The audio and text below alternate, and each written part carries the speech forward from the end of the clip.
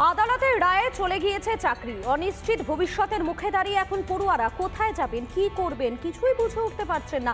আর তার ফলে কিন্তু বাঁকুড়ার একটি বিদ্যালয়, সেখানে রীতিমতো অচলাবস্থা তৈরি হয়েছে। আমরা কি অমানবিক কাজটা করেছিলাম যার জন্য আমাদের চাকরিটা চলে গেল?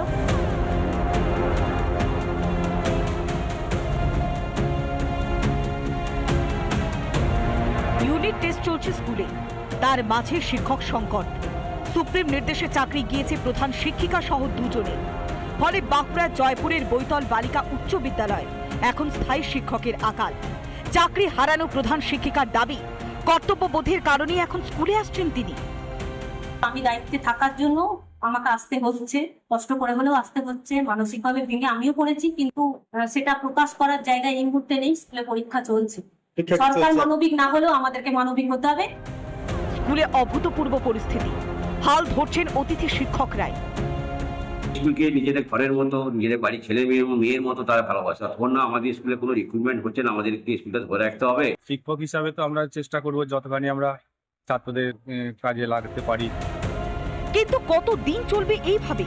কতদিন জোড়াতালি দিয়ে চলবে ক্লাস? দোলাচলের মধ্যে পড়ুয়ারা, এর দায় নেবে কি রাজ্য সরকার বা এসএসসি?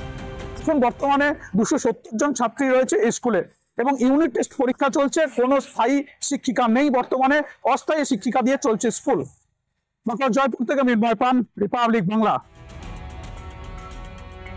বিজ্ঞান বিভাগে সেখানে পড়ুয়া ছিলেন, শিক্ষক ছিলেন 3 জন এবং সুপ্রিম কোর্টের সেই রায়ে 3 জনেরই চাকরি চলে গিয়েছে। আর এবারে পুরুলিয়ার একটি মানবাজারের স্কুলে সেখানে বিজ্ঞান বিভাগ, সেই বিজ্ঞান বিভাগটাই কার্যত বন্ধের মুখে, কেননা শিক্ষক নেই। যে 3 জন ছিলেন সেই 3 জনের কিন্তু সুপ্রিম রায়ে চাকরি চলে গিয়েছে। দেখুন অবস্থা।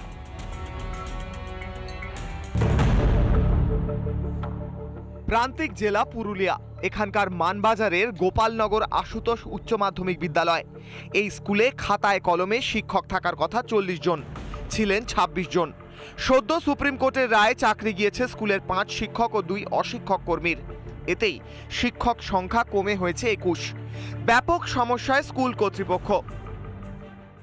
আমরা ছিলাম 26, আমি শুদ্ধ 5 জন কমে হয়ে গেল, সংখ্যাটা 21।